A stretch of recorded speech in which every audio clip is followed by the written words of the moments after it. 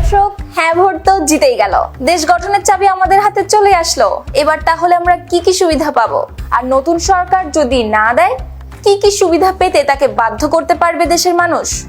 জুলাই সনদে 47টি সাংবিধানিক সংশোধনের প্রস্তাব ছিল।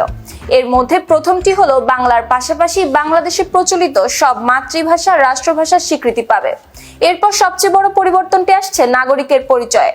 বাঙালি নয়, নাগরিকের জাতীয়তা হবে বাংলাদেশী।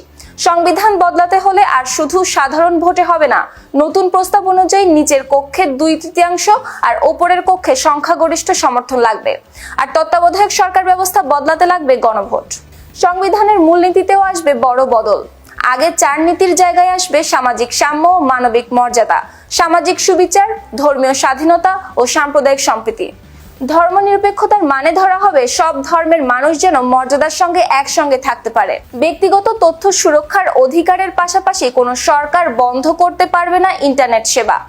জরুরি অবস্থা জারি করতে শুধু প্রধানমন্ত্রীর স্বাক্ষর নয়, মন্ত্রিসভা আর বিরোধী দলের নেতাদের সম্মতিও লাগবে।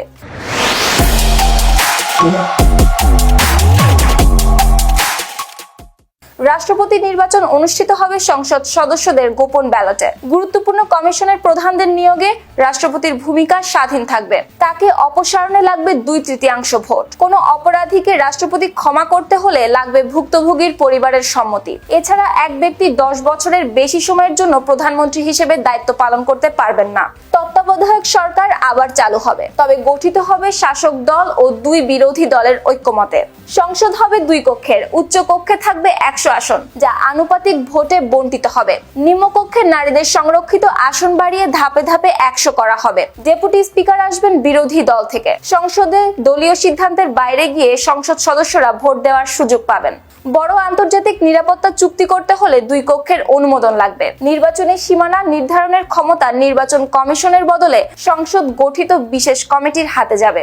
নির্বাচন কমিশন আর শুধু এক পক্ষের সিদ্ধান্তে গঠিত হবে না। স্পিকার, ডেপুটি স্পিকার, প্রধানমন্ত্রী, বিরোধী দলীয় নেতা ও প্রধান বিচারপতির তত্ত্বাবধানে কমিশন গঠন হবে। প্রধান বিচারপতির নিয়োগ করা হবে সুপ্রিম কোর্টের আপিল বিভাগ থেকে। আপিল বিভাগে কতজন বিচারপতি লাগবে সেটি ঠিক করবেন প্রধান বিচারপতি।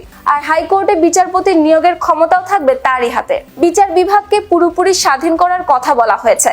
দেশের বিভিন্ন বিভাগে প্রয়োজন অনুযায়ী হাইকোর্ট বেঞ্চ বসবে। সুপ্রিম জুডিশিয়াল কাউন্সিলকে আরো শক্তিশালী করা হবে। অধস্তন আদালতের বিচারক নিয়োগের নিয়ন্ত্রণ থাকবে সুপ্রিম কোর্টের অধীনে। ন্যায়পাল নিয়োগেও একাধিক পক্ষের অংশগ্রহণ থাকবে। স্পিকার, ডেপুটি স্পিকার, প্রধানমন্ত্রী, প্রধান বিরোধী দল ও দ্বিতীয় বিরোধী দলের নেতা এবং আপিল বিভাগের বিচারপতিরা মিলেই তদারকি করবেন। Public service